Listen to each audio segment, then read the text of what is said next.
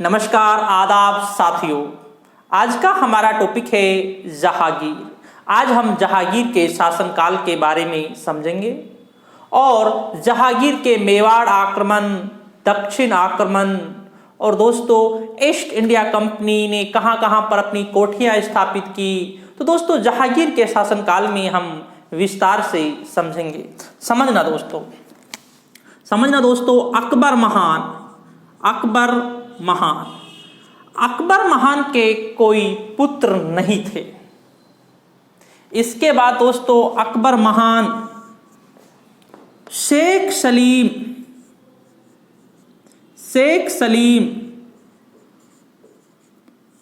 चिश्ती के पास जाते हैं। किसके पास जाते हैं दोस्तों? शेख सलीम चिश्ती के पास जाते हैं अकबर महान। ये जो शेख सलीम चिश्ती थे, जो एक चिश्ती सिलसिले के सूफी थे, यह दोस्तों सीकरी में रहते थे। कहां पर रहते थे? सीकरी में, जिसका नाम बाद में अकबर ने फतेहपुर सीकरी रखा था। क्या रखा? फतेहपुर सीकरी रखा था। सीकरी में रहते थे शेख सलीम चिश्ती। अकबर महान शेख सलीम चिश्ती के पास गए आशीर्वाद प्राप्त करने के लिए कि मेरा इतना बड़ा साम्राज्य है और मेरे कोई वारिस नहीं है। इसके बाद दोस्तों शेख सलीम चिश्ती ने अकबर को आशीर्वाद दिया। क्या दिया दोस्तों? आशीर्वाद दिया अकबर को और कहा आपके 3 पुत्र होंगे। कितने पुत्र होंगे दोस्तों? 3 पुत्र होंगे। उसके बाद दोस्तों होता क्या है, अकबर की पत्नी जो आमेर से थी, जिसका नाम था हरकाबाई। क्या नाम था दोस्तों? हरकाबाई। अब होता क्या है दोस्तों, हरकाबाई गर्भवती हुई, या हम कहें हरकेबाई के पेट में बच्चा पल रहा था। उस समय दोस्तों अकबर को वारिस की बहुत ज्यादा जरूरत थी। तो अकबर ने क्या किया, हरकाबाई को शेख सलीम चिश्ती की जो कुटिया थी, क्योंकि दोस्तों समझना, जो ये सूफी होते हैं इनके पास कुटिया ही होती है, क्योंकि इनकी कोई इमारतें, बड़ी बड़ी इमारतें या बड़े बड़े महल नहीं होते, क्योंकि जो ये सूफी संत होते हैं यह एक साधारण जिंदगी जीते हैं। इसके बाद दोस्तों क्या किया, अकबर ने हरकाबाई को शेख सलीम चिश्ती की कुटिया में भेज दिया, अर्थात बच्चे होने से कुछ समय पहले। तो दोस्तों इस शेख सलीम चिश्ती की कुटिया में ही हरकाबाई ने पुत्र को जन्म दिया, जिसका नाम अकबर ने शेखू बाबा या हम कहें सलीम चिश्ती के नाम के आधार पर सलीम रखा। क्या रखा? सलीम रखा दोस्तों, शेखू बाबा, क्योंकि दोस्तों अकबर महान शेख सलीम चिश्ती को शेखू बाबा कहकर पुकारते थे। और दोस्तों सलीम चिश्ती के नाम के आधार पर उसका नाम रखा, सलीम नाम रखा। और दोस्तों सलीम का या हम कहें जहांगीर का जन्म 30 अगस्त 1569 ईस्वी को हुआ था।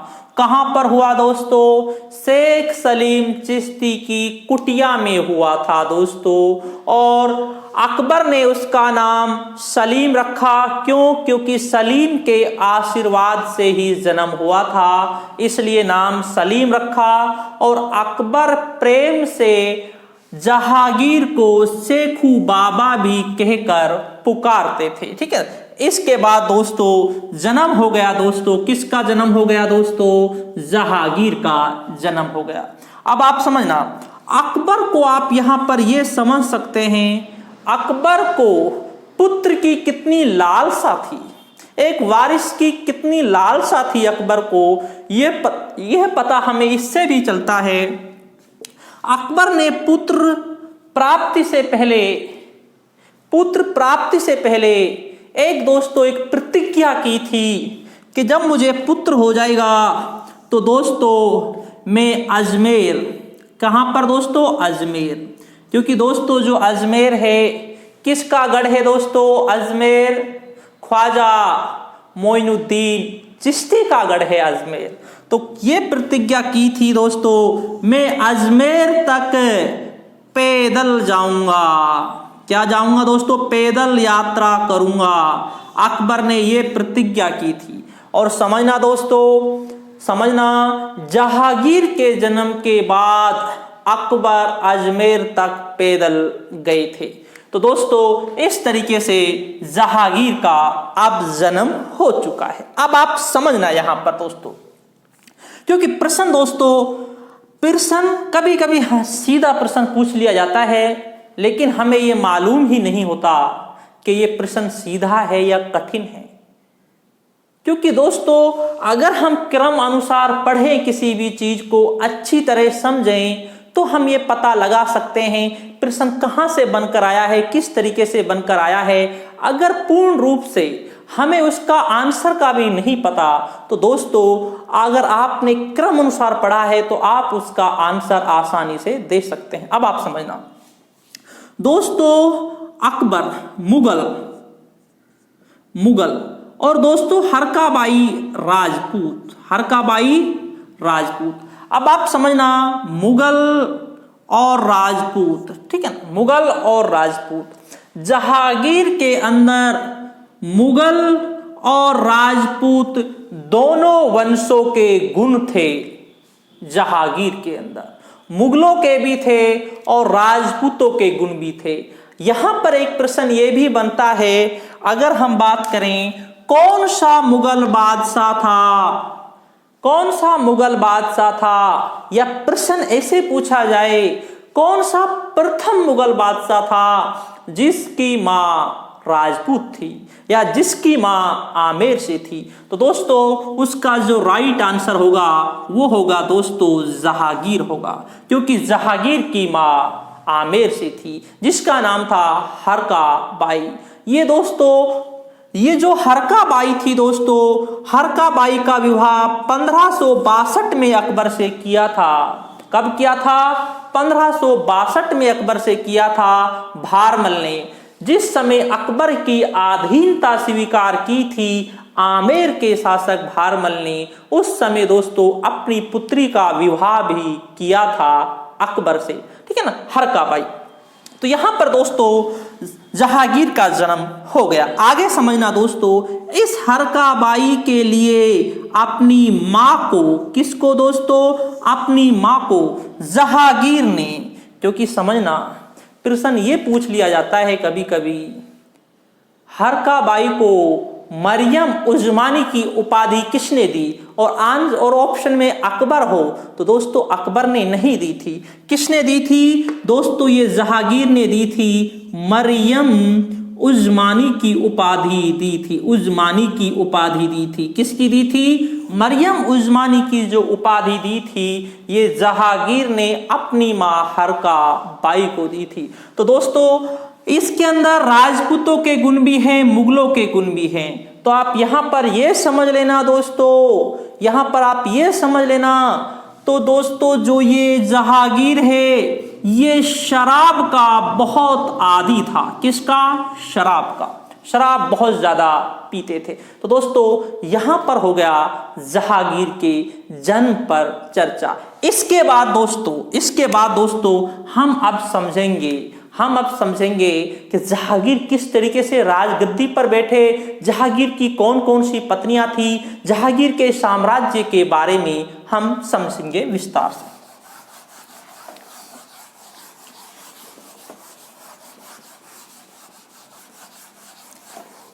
अगर दोस्तों अब हम बात करें जहांगीर की पत्नी की, हम बात करें पत्नी, तो दोस्तों एक थी जहांगीर की पत्नी जिसका नाम था मानबाई। क्या नाम था दोस्तों? मानबाई।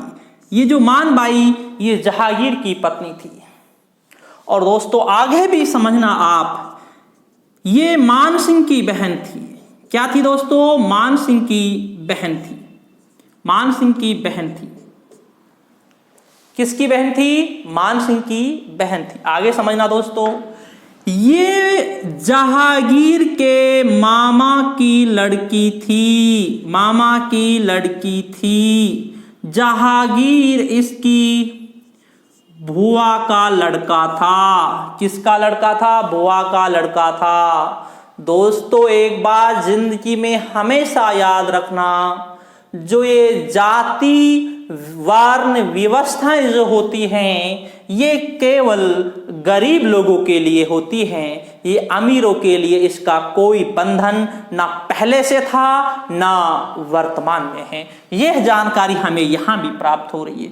दोस्तों मानबाई से विवाह किया था। इस मानबाई को जो उपाधि दी थी, इसको उपाधि दी थी शाह बेगम की उपाधि दी थी। क्या दी थी दोस्तों? शाह बेगम की उपाधि दी थी। मानबाई के लिए शाह बेगम की उपाधि दी थी। इसके बाद दोस्तों इससे एक बेटा का जन्म हुआ था, या हम कहें पुत्र का जन्म हुआ था, जिसका नाम था खुसरो। क्या नाम था? खुसरो नाम था जिसका। ये जो खुसरो था दोस्तों यह मानबाई से था। आगे समझना, जब जहांगीर ने अपने पिता अकबर के विरुद्ध विद्रोह किया था, उस समय अकबर किसको राजगद्दी पर बैठाना चाहते थे? खुसरो को चाहते थे। और दोस्तों खुसरो को जब राजगद्दी पर बैठाने चाहेंगे तो उस समय दोस्तों मान सिंह का ये भांजा है, तो मान सिंह भी सहायता करेंगे। ठीक है ना? आगे समझना दोस्तों, ये जो मानबाई थी दोस्तों, मानबाई अपने पति जहांगीर जो बहुत ज्यादा शराब पीते थे, और दोस्तों अपना जो पुत्र था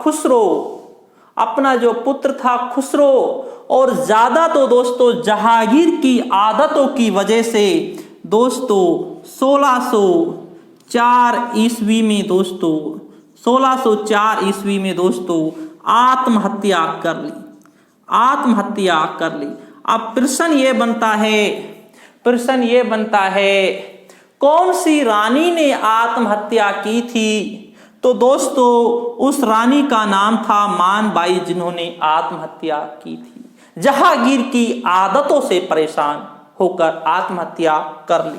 इसके बाद दोस्तों ये भी समझना आप, यूं तो जहांगीर दोस्तों एक शराबी थे, शराब बहुत ज्यादा पीते थे, लेकिन आप अब यहां पर यह भी समझना, जब मानबाई ने आत्महत्या की थी तो दोस्तों जहांगीर ने कुछ दिनों तक दोस्तों भोजन भी ग्रहण नहीं किया था। दोस्तों इतना ठेस पहुंची थी जहांगीर को। ठीक है ना? इसके बाद दोस्तों हम दूसरी रानी की बात करें। दोस्तों दूसरी रानी थी जगत गोसाई। ये जो जगत गोसाई है ये दोस्तों दूसरी रानी थी जहांगीर की, जिसे दोस्तों जोधा बाई भी कहा जाता है। क्या कहा जाता है? जोधा बाई भी कहा जाता है। और दोस्तों जो उपाधि दी थी मलिका ए जहां की उपाधि दी थी। मलिका ए जहां की उपाधि दी थी दोस्तों। और दोस्तों इस जगत गोसाई से ही खुर्रम का जन्म हुआ था। किसका जन्म हुआ था दोस्तों? खुर्रम का जन्म हुआ था इस जगत गोसाई से ही। इसलिए दोस्तों जो ये खुर्रम है, जिसका नाम है शाहजहां नाम है, क्या नाम है? शाहजहां। इसकी सहायता जो करेंगे वे कहां के शासक करेंगे? जोधपुर के शासक इसकी सहायता करेंगे। क्यों? क्योंकि दोस्तों जोधपुर के शासकों का भांजा लगता है कौन? शाहजहां। इसलिए वो शाहजहां की सहायता करेंगे। एक तीसरी पत्नी थी दोस्तों जिसका नाम था नूरजहां। क्या नाम था दोस्तों? नूरजहां। दोस्तों नूरजहां एक मुस्लिम पत्नी थी दोस्तों, जिसे नूरजहां की उपाधि दी थी, जिसका अर्थ होता है संसार का नूर, और इसे दोस्तों बादशाह बेगम भी कहा जाता है। क्या कहा जाता है? बादशाह बेगम कहा जाता है। क्या कहा जाता है दोस्तों? बादशाह बेगम भी कहा जाता है। ये थी दोस्तों मुख्य रूप से जहांगीर की 3 पत्नियां। ये थी जहांगीर की वैवाहिक जीवन। ये थे जहांगीर के मुख्य रूप से खुसरो, जिसने दोस्तों अपने पिता जहांगीर के विरुद्ध विद्रोह किया था। क्या किया था दोस्तों? विद्रोह किया था। ये था दोस्तों शाहजहां, जो बाद में शासक बनता है, जिसका ताल्लुकात जोधपुर से था। और एक बात आप यहां पर यह समझना, जहांगीर की मां भी क्या थी? राजपूत थी। और दोस्तों शाहजहां की मां भी राजपूत थी, जगत गोसाई। दोनों की मां राजपूत थी। लेकिन जब पहला शासक पूछा जाएगा, पहला मुगल शासक जिसकी मां राजपूत थी, तो उसमें राइट आंसर होगा जहांगीर होगा। तो दोस्तों इसके बाद दोस्तों हम आगे चलते हैं।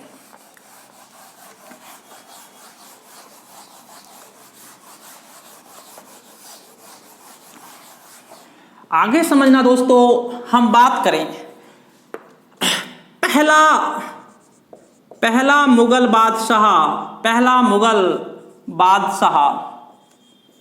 बादशाह जिसने विद्रोह किया दोस्तों, विद्रोह किया। तो दोस्तों हम बात करें पहला मुगल बादशाह जिसने अपना पिता के विरुद्ध विद्रोह किया था, उसमें जो आएगा दोस्तों जहांगीर आएगा। जहांगीर ने 1599 ईस्वी को जब जहांगीर को मेवाड़ पर आक्रमण करने के लिए भेजा था, किसने? अकबर ने। उस समय दोस्तों जहांगीर अजमेर में ही रुके रहे। कहां पर रुके रहे? अजमेर में। तो दोस्तों हम कह सकते हैं अपने पिता के विरुद्ध विद्रोह करने वाला जो पहला मुगल शासक था, उसका नाम था जहांगीर था। और दोस्तों इसके साथ साथ ही 19 अगस्त 1602 ईस्वी को जहांगीर की वजह से दोस्तों हम बात करें वीर सिंह देव जो ओरछा से थे, उन्होंने दोस्तों अब्बुल फजल की हत्या कर दी। किसने कराई थी दोस्तों? जहांगीर ने कराई थी। जहांगीर ने ही अब्बुल फजल की हत्या करवाई थी दोस्तों, ठीक है ना। तो दोस्तों पहला शासक था जहांगीर, जिसने अपने पिता के विरुद्ध विद्रोह किया था। लेकिन दोस्तों विद्रोह भी किया है जहांगीर ने अपने पिता के विरुद्ध, लेकिन फिर भी अकबर क्या करे? अकबर ने फिर भी इसी को अपना उत्तराधिकारी चुना। क्यों? ऐसी क्या वजह थी? वो वजह क्या थी समझना दोस्तों। अकबर के दोस्तों 3 पुत्र थे। नंबर 1 जहांगीर, अकबर के पुत्र। नंबर 1 दोस्तों जहांगीर। नंबर दूसरा था दोस्तों मुराद, और नंबर तीसरा था दोस्तों दानियाल। क्या था? दानियाल। तो दोस्तों ये 3 पुत्र थे। इन 3 पुत्रों में से दोस्तों जो ये 2 थे, मुराद और दानियाल थे, इनकी मृत्यु हो जाती है। क्या हो जाती है? मृत्यु हो जाती है। अब अकबर के पास एक ही ऑप्शन बचा है, जहांगीर। इसीलिए अकबर ने अपना जिसे उत्तराधिकारी चुना, वे दोस्तों जहांगीर को चुना। क्यों? क्योंकि अकबर के पास इसके अलावा कोई रास्ता ही नहीं था। अकबर एक बार ये भी चाहते थे कि जो खुसरो है उससे अपना उत्तराधिकारी चुन लिया जाए, लेकिन दोस्तों जब जहांगीर ने जब माफी मांग ली अकबर से, तो उसके बाद अकबर ने जहांगीर को ही अपना उत्तराधिकारी चुना था, ठीक है ना। अब दोस्तों हम बात करेंगे जहांगीर के राज्य अभिषेक के बारे में। जहांगीर के राज्य अभिषेक समझना दोस्तों। जहांगीर का राज्य राज्य अभिषेक। समझना दोस्तों, राज्य अभिषेक के बारे में हम समझेंगे। राज्य अभिषेक होता है दोस्तों 3 नवंबर 1605 ईस्वी को राज्य अभिषेक होता है। क्योंकि दोस्तों अकबर की जो मृत्यु होती है, अकबर की मृत्यु 26 अक्टूबर 1605 को होती है। 26 अक्टूबर 1605 को अकबर की मृत्यु होती है। उसके बाद दोस्तों जहांगीर दोस्तों 3 नवंबर 1605 ईस्वी को राजगद्दी पर बैठते हैं। इसके बाद क्या होता है, जहांगीर ने दोस्तों नूरुद्दीन की उपाधि धारण की थी। किसकी धारण की थी? नूरुद्दीन की उपाधि धारण की थी। नूरुद्दीन की उपाधि धारण की जहांगीर ने। और इस समय जहांगीर ने 12 घोषणाएं की थी। कितनी घोषणाएं की? 12 घोषणाएं की थी। ये आप याद रखना, मोस्ट इंपॉर्टेंट है। जहांगीर ने अपने राज्य अभिषेक के उपलक्ष्य में, या राज्य अभिषेक हुआ था जहांगीर का, उस समय 12 घोषणाएं की थी। उन 12 घोषणाओं में मुख्य जो हैं उन्हें मैं आपको बता देता हूं। रविवार और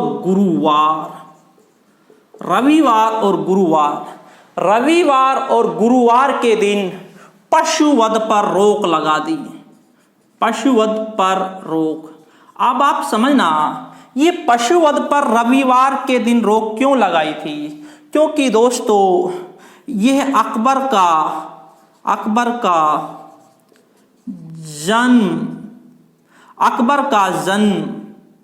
जन्मवार था, या अकबर का जिस दिन जन्म हुआ था उस दिन को क्या था? रविवार था। और इस दिन राज्य अभिषेक हुआ था किसका? जहांगीर का। किसका राज्य अभिषेक हुआ था? जहांगीर का।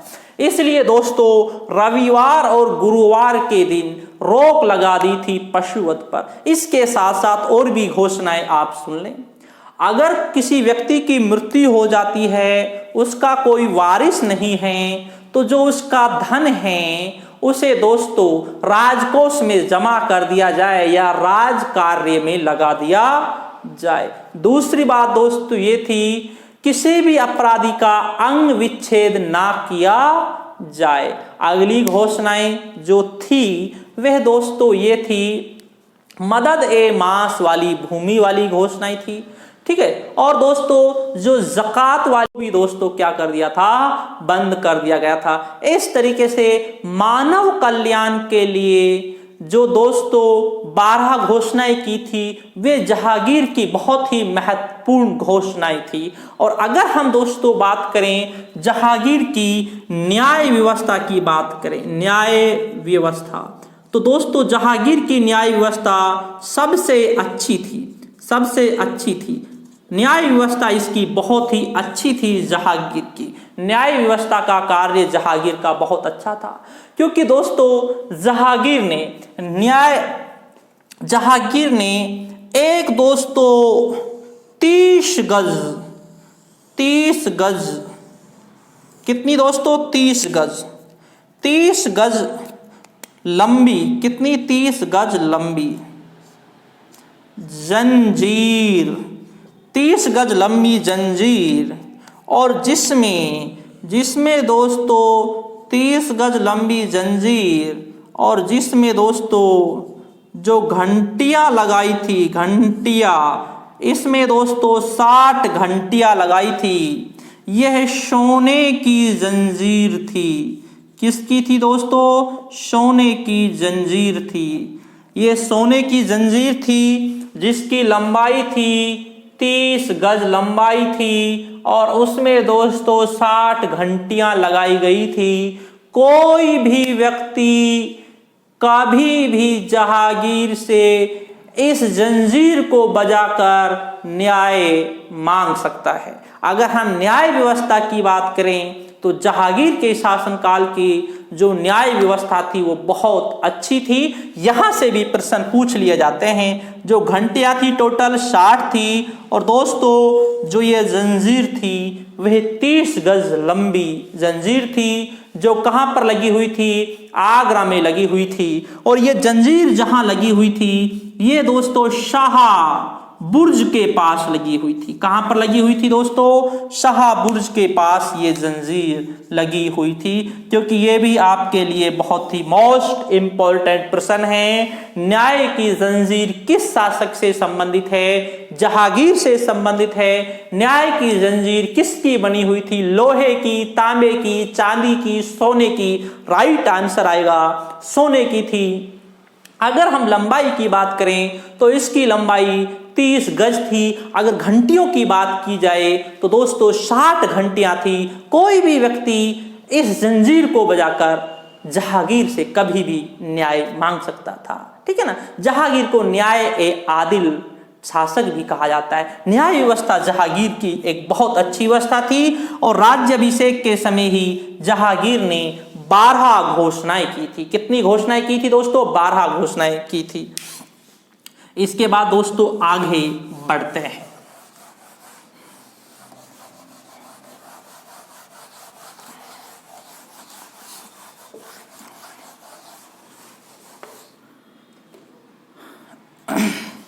दोस्तों जहांगीर के समय 1605 ईस्वी में पुर्तगाली तंबाकू लेकर आए थे। क्या लेकर आए थे दोस्तों? तंबाकू लेकर आए। अगर हम बात करें भारत में जो तंबाकू आता है इसे कौन लेकर आते हैं?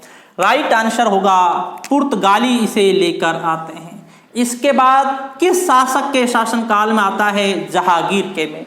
कब आता है? 1605 में। यहां तक तो हो गया, लेकिन आगे भी समझिए। आज के राजनेताओं की तरह नहीं थे पहले शासक, क्योंकि पहले निरंकुश थे, राजतंत्र व्यवस्था तो थी लेकिन जनता के लिए बहुत ज्यादा सोचते थे। आज देखो एजुकेशन पूरी फील्ड बंद पड़ी है लेकिन शराब के ठेके खोल रखे हैं।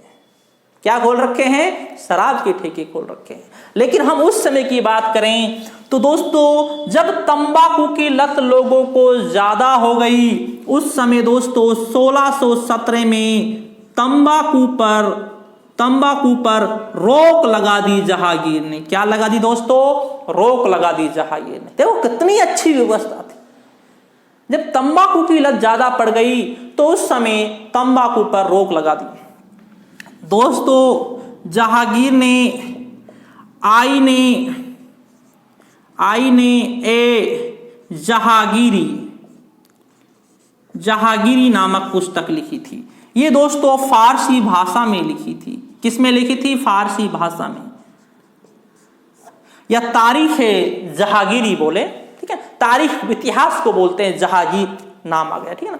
आगे समझना दोस्तों, अगर हम बात करें 2 मुगल बादशाहों ने अपनी आत्मकथा लिखी थी।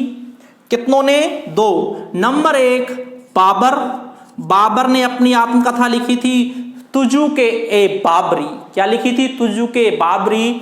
नंबर 2 शासक है जहांगीर, जिन्होंने आईने जहांगीरी नामक पुस्तक लिखी थी, या हम ये कहें तारीख जहांगीरी नामक पुस्तक लिखी थी फारसी भाषा में। आप समझना दोस्तों, आईने जहांगीरी में इसमें जहांगीर ने खुद ने उल्लेख किया है, मैंने 18 वर्ष की अवस्था में मद्यपान करना प्रारंभ कर दिया। अर्थात मैं शराब पीना चालू कर दिया। मैंने कितनी वर्ष की अवस्था में? 18 वर्ष की अवस्था में मैंने शराब पीना प्रारंभ कर दिया। ये जहांगीर ने अपनी पुस्तक आईने जहांगीरी में कही है। कितनी बड़ी बात है। अपनी खुद की बुराइयों का उल्लेख किया है जहांगीर ने। इसी तरीके से दोस्तों बाबर ने भी तुजुक ए बाबरी में अपनी बुराइयों का उल्लेख किया है। बाबर ने कहा था खानवा के युद्ध से पहले मैं शराब का बहुत अधिक सेवन करता था, लेकिन खानवा के युद्ध के बाद मैंने शराब का सेवन बंद कर दिया और जो मेरे शराब के जो सोने के जो प्याले थे, सोने और चांदी के, उनको सबको तुड़वा दिया। और यहां पर भी जहांगीर ने अपनी जो बुराई थी उसका उल्लेख किया है। 18 वर्ष की अवस्था में मद्यपान प्रारंभ कर दिया था। ये जानकारी कहीं बाहर से नहीं मिलती, ये जहांगीर की खुद की आत्मकथा आईने जहांगीरी या तारीख ए जहांगीरी से प्राप्त होती है। ठीक है, इसके बाद दोस्तों हम बात करें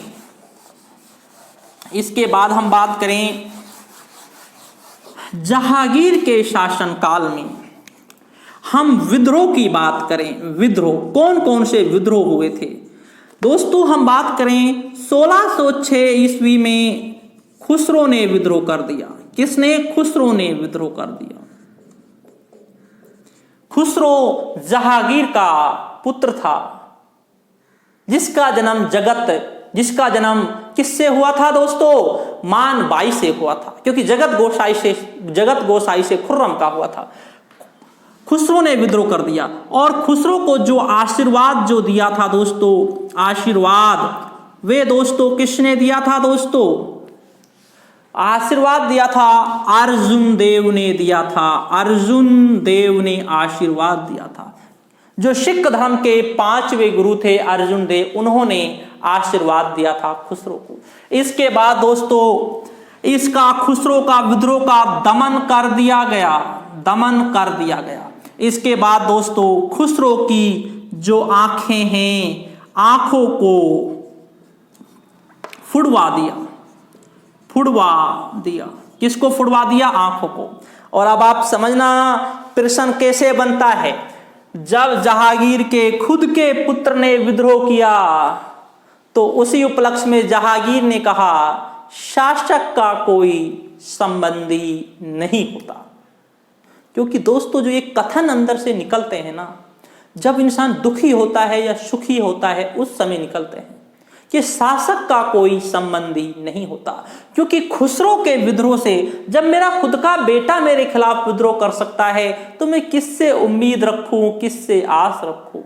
तो इसीलिए कहा था शासक का कोई संबंधी नहीं होता। ये कहा था दोस्तों किसने? जहांगीर ने कहा था शासक का कोई संबंधी नहीं होता।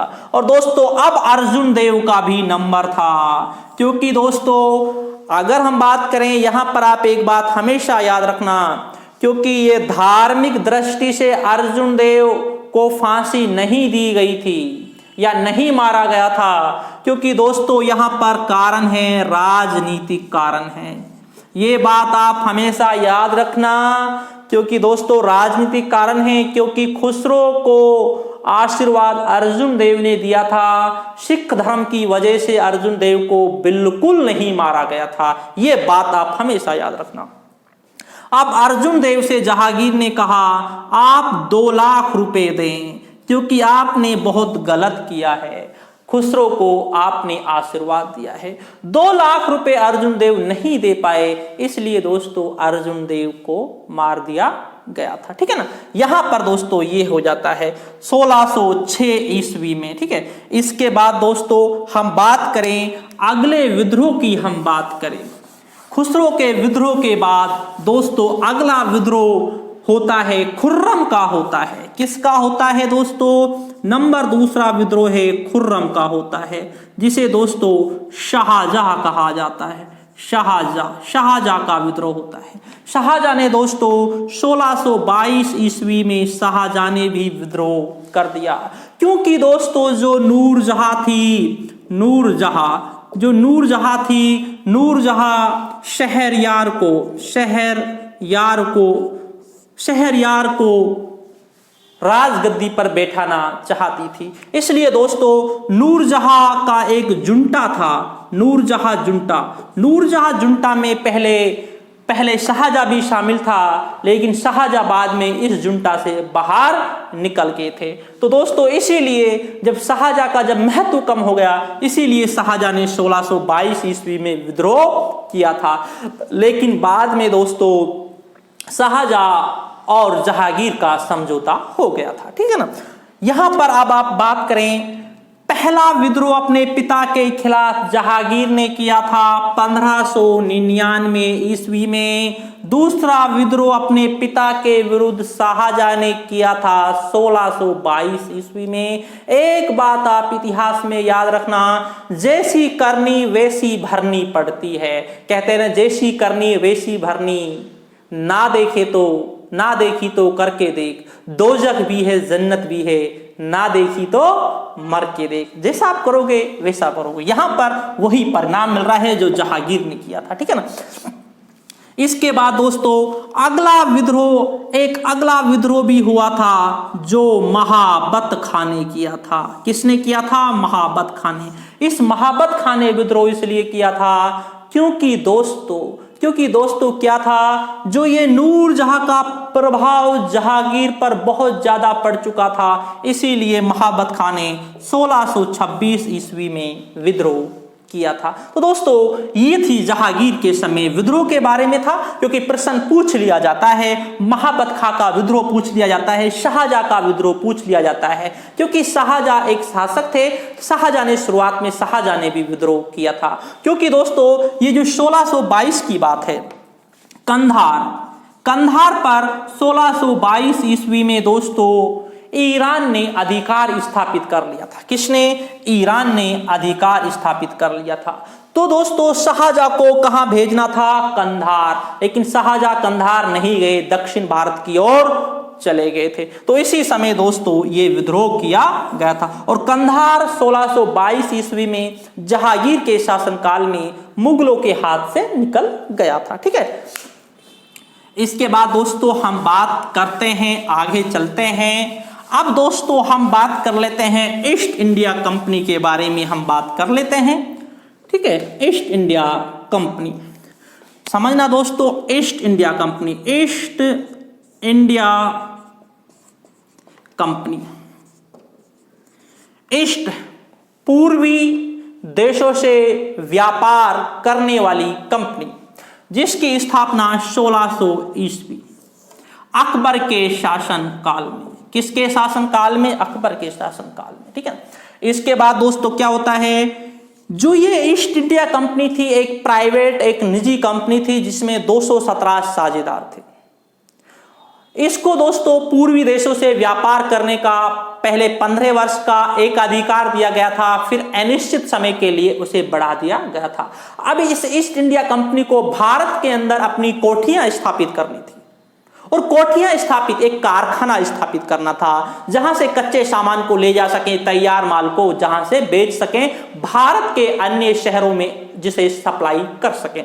तो दोस्तों अब इन्हें भारत में कोई जगह चाहिए थी जहां पर कोठी स्थापित कर सकें, ठीक है ना। अब दोस्तों ईस्ट इंडिया कंपनी की ओर से 1608 ईस्वी में दोस्तों हेक्टर नामक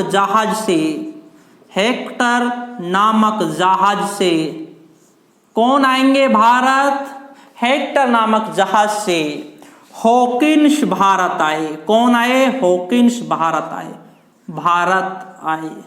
दोस्तों ये बहुत मोस्ट इंपॉर्टेंट है। कौन से जहाज से आए थे? हेक्टर नामक जहाज से आए थे। कौन आए थे? हॉकिंस भारत आए थे। या हम कहें कंपनी के राजदूत के रूप में जहाज से कौन भारत आए थे? हॉकिंस भारत आए थे, ठीक है। अब आप समझना, ये दोस्तों अकबर से जहांगीर से हॉकिंस ने जहांगीर से आगरा में मुलाकात की। कहां पर मुलाकात की? आगरा में मुलाकात की। दोस्तों जो हॉकिंस थे, हॉकिंस फारसी और तुर्की भाषा अच्छी तरह जानते थे।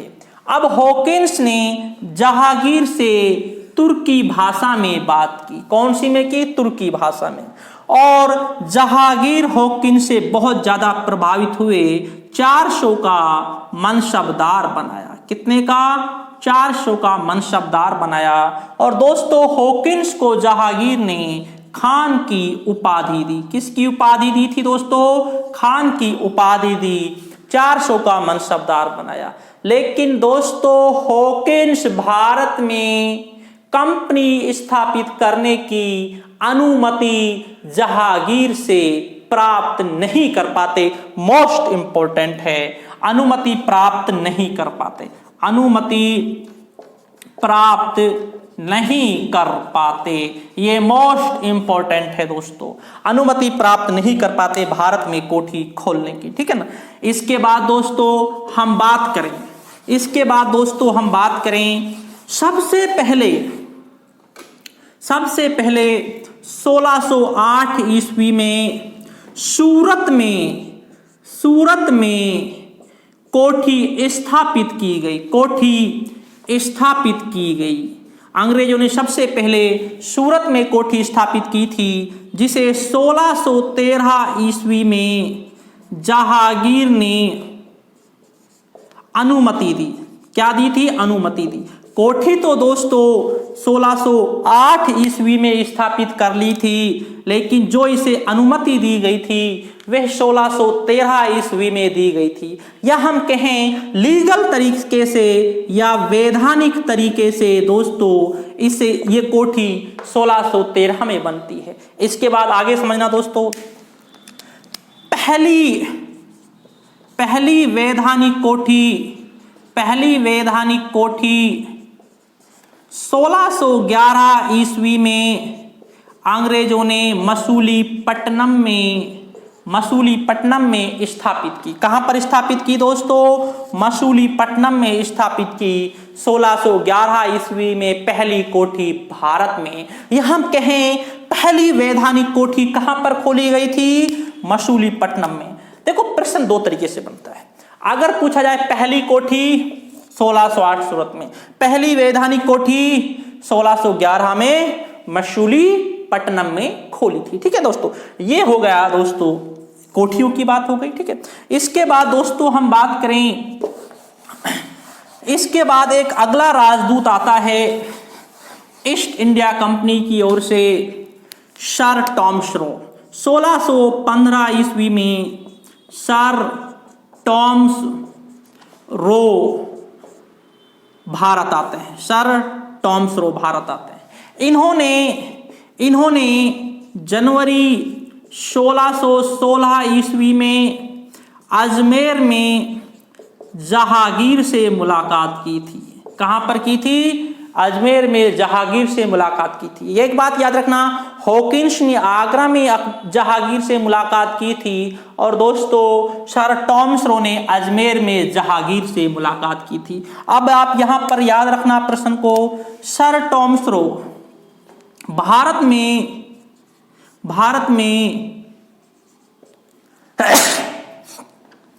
में कोठी खोलने की अनुमति प्राप्त करने में सफल रहे।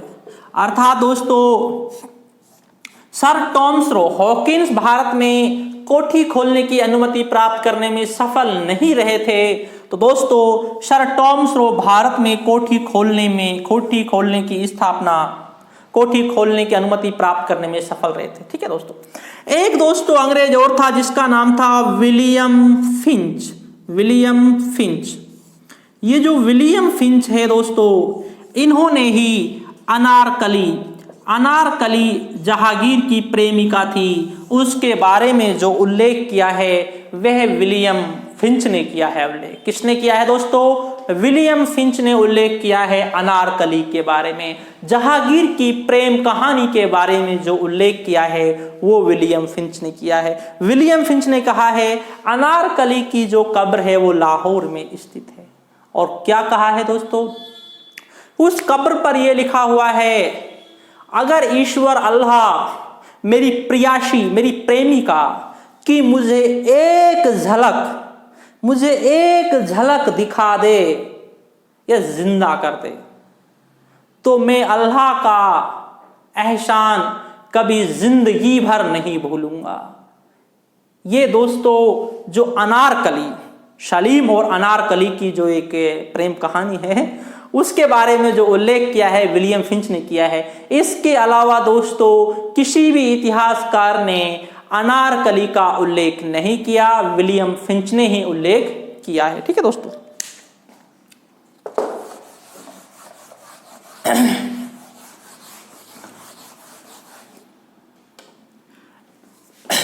मेवाड़ मुगल संधि 1615 ईस्वी। समझना दोस्तों, मेवाड़ का शासक अमर सिंह था। कौन थे दोस्तों? अमर सिंह थे, अमर सिंह। दोस्तों होता क्या है, मेवाड़ पर जहांगीर ने आक्रमण के लिए खुर्रम को भेजा था। किसको भेजा था दोस्तों? खुर्रम को भेजा था मेवाड़ पर आक्रमण करने के लिए। इसके बाद दोस्तों खुर्रम ने क्या किया, जो मेवाड़ का जो जंगल था, जो पेड़ थे, उन्हें फसल थी, उसे सबको नष्ट कर दिया, घमासान मचा दिया। यूं तो दोस्तों मेवाड़ पर आक्रमण करने के लिए परवेज खां को भी भेजा था, महाबत खां को भी भेजा था, लेकिन दोस्तों कोई सफल नहीं होता है, ठीक है ना। इसके बाद दोस्तों खुर्रम को भेजा। शासक थे मेवाड़ के अमर सिंह। अमर सिंह का पुत्र था, पुत्र जिसका नाम था कर्ण सिंह, कर्ण सिंह।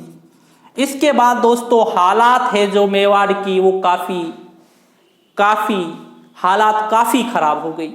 उसके बाद दोस्तों अमर सिंह को उसके पुत्र कर्ण सिंह और मंत्रियों ने सलाह दी कि आप ऐसे करें।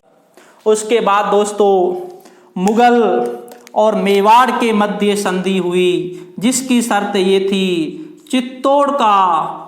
चित्तौड़ का दुर्ग मेवाड़ को सौंप दिया, मेवाड़ को सौंप दिया। लेकिन मरम्मत नहीं करा सकते। भाई चित्तौड़ का दुर्ग मेवाड़ के लिए सौंप दिया। इस चित्तौड़ के दुर्ग को दोस्तों 1568 में अकबर ने जीता था। उसके बाद मेवाड़ के शासक महाराणा प्रताप भी हुए, उदय सिंह भी थे, क्योंकि 1572 तक तो उदय सिंह थे। उसके बाद महाराणा प्रताप बनते हैं, 1597 तक महाराणा प्रताप रहते हैं। लेकिन मेवाड़ के दुर्ग, इस चित्तौड़ के दुर्ग को कोई भी शासक नहीं जीत पाते। और इस मेवाड़ मुगल जो संधि 1615 की होती है, इस संधि के द्वारा चित्तौड़ के दुर्ग को मेवाड़ के शासकों को सौंप दिया गया। नंबर दूसरी शर्त यह है दोस्तों, मेवाड़ के शासकों को वैवाहिक संबंध से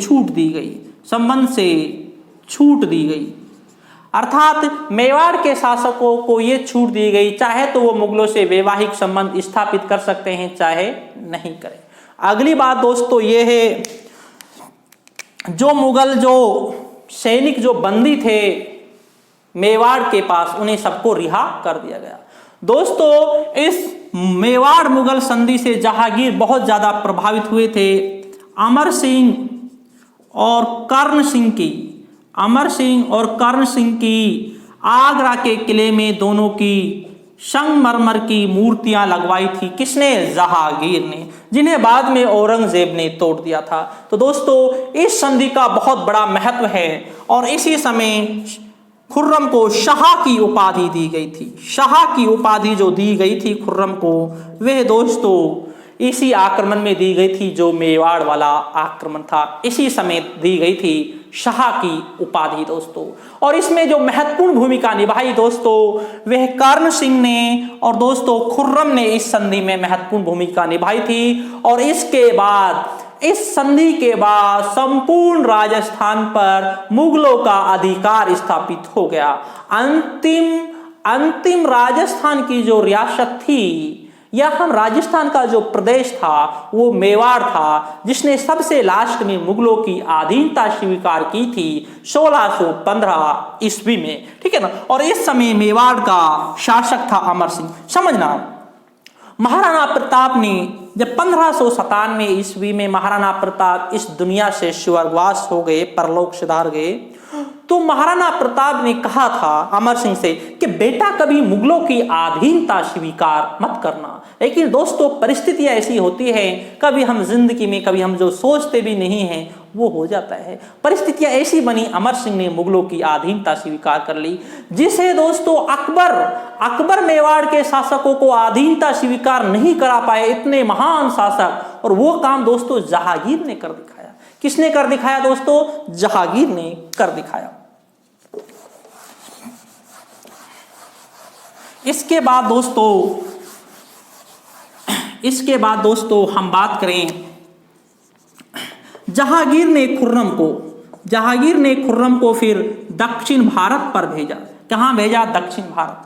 दोस्तों दक्षिण भारत में जो अहमदनगर था, ठीक है ना, अहमदनगर था 1616-17 ईस्वी। अहमदनगर जहां का कमान मलिक अंबर ने संभाल रखी थी। किसने संभाल रखी थी? मलिक अंबर ने। तो दोस्तों क्या होता है, बीजापुर का जिस बीजापुर के आदिल द्वितीय ने दोस्तों खुर्रम की सहायता की, और बीजापुर के आदिल द्वितीय की सहायता से जो मलिक अंबर है, जो अहमदनगर का जो शासक है, इन्होंने भी दोस्तों मुगलों से संधि स्थापित कर ली।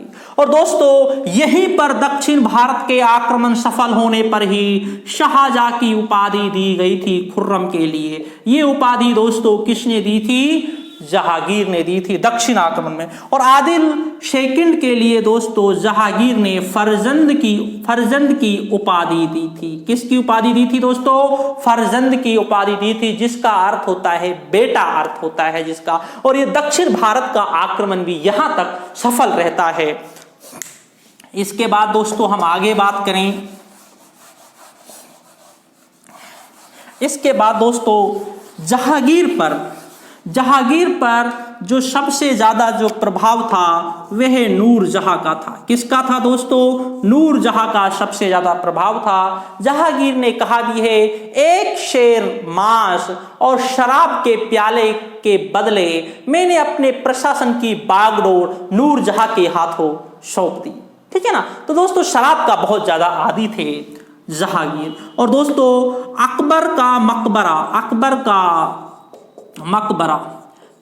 का मकबरा जो सिकंदरा में स्थित है। कहां पर स्थित है? सिकंदरा में स्थित है। यहां तक दोस्तों जहांगीर पैदल जाते थे। कैसे जाते थे दोस्तों? पैदल जाया करते थे। ठीक है ना। और दोस्तों जहांगीर ने शेख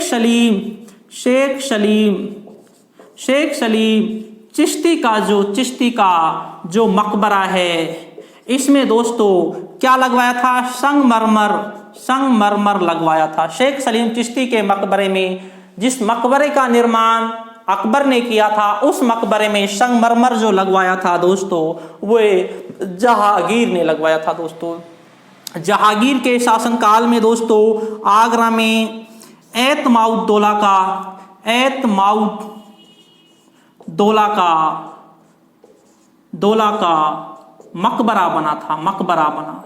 इस मकबरे का जो निर्माण कराया था नूरजहां ने कराया था, क्योंकि एतमाउद्दौला नूरजहां के पिता थे। ये मुगल काल की पहली इमारत है जो पूर्ण संगमरमर की। और दोस्तों इसमें पित्रादुरा का प्रयोग किया गया था। दोस्तों काफी बार ये पूछा जाता है कि सर पित्रादुरा क्या होती है? भाई जो ये पित्रादुरा होती है, जो संगमरमर होता है, उस पर जो नक्काशी की जाती है, फिर उसमें सोना या हीरे जवाहरात भरे जाते हैं, उसे बोलते हैं पित्रादुरा बोलते हैं। ठीक है ना। इसका प्रयोग भी एतमाउद्दौला के मकबरे में किया गया था। यहां से प्रश्न काफी पूछा जाता है। मुगल काल की पूर्ण संगमरमर की जो इमारत है वह दोस्तों एतमाउद्दौला का मकबरा है, जो आगरा में स्थित है, जिसका निर्माण नूरजहां ने कराया था और इसी में पित्रादुरा का प्रयोग किया गया था। इसके बाद दोस्तों हम बात करें जहांगीर के शासनकाल की, हम बात करें तो दोस्तों जो चित्रकला है, क्या है दोस्तों? चित्रकला का जहांगीर के काल को स्वर्ण काल कहा जाता है। क्या कहा जाता है? स्वर्ण काल। जहांगीर को चित्रकला का इतना अनुभव था, ये चित्रकला के बारे में इतना जानते थे, कहा जाता है अगर एक चित्र को अलग अलग चित्रकारों ने बनाया हो तो जहांगीर उस चित्र को देखकर यह बता सकते हैं कौन से चित्रकार ने उसका कौन सा अंग बनाया है। इतना अनुभव था, इतने जानते थे चित्रकला के बारे में, और चित्रकला के काल को स्वर्ण काल कहा जाता है जहांगीर के को। इसके बाद दोस्तों जहांगीर काफी बीमार हो जाते हैं। उसके बाद दोस्तों जहांगीर जम्मू कश्मीर और फिर काबुल की ओर जाते हैं। और दोस्तों वहीं पर जब आते टाइम दोस्तों 28 अक्टूबर 1627 ईस्वी को दोस्तों लाहौर के पास जहांगीर की दोस्तों मृत्यु हो जाती है। दोस्तों जहांगीर की दोस्तों मृत्यु हो गई 28 अक्टूबर 1627 ईस्वी को। दोस्तों जहांगीर की जो मृत्यु होती है, एक बीमारी, दम घुटने वाली बीमारी थी जहांगीर के, ठीक है ना। तो उसके कारण दोस्तों जहांगीर की मृत्यु हो जाती है। और जहांगीर का जो मकबरा है, मकबरा शहादरा लाहौर में स्थित है। कहाँ पर स्थित है? लाहौर में स्थित है, जो पाकिस्तान में है। और इस मकबरे का जो निर्माण कराया था वह दोस्तों नूरजहां ने इस मकबरे का निर्माण कराया था। तो दोस्तों ये था जहांगीर के बारे में, नूरजहां के बारे में, नूरजहां जुंटा और नूरजहां के बारे में। कांधार कब मुगलों के पास आया, कब मुगलों के पास से चला गया, फिर मुगलों ने अधिकार कर लिया, फिर पूर्ण रूप से मुगलों के अधिकार से कब गया, और कंधार का भारत के साम्राज्य में या मुगल साम्राज्य में क्या महत्व है, और ईरान और कंधार के मध्य संघर्ष क्यों होते थे, उसके बारे में दोस्तों हम अगली क्लास में विस्तार से आपको समझाएंगे। दोस्तों अगर आपके दिमाग में कोई भी प्रश्न है तो आप कमेंट कर सकते हैं, पूछ सकते हैं। तो ठीक है दोस्तों, शुक्रिया दोस्तों, धन्यवाद।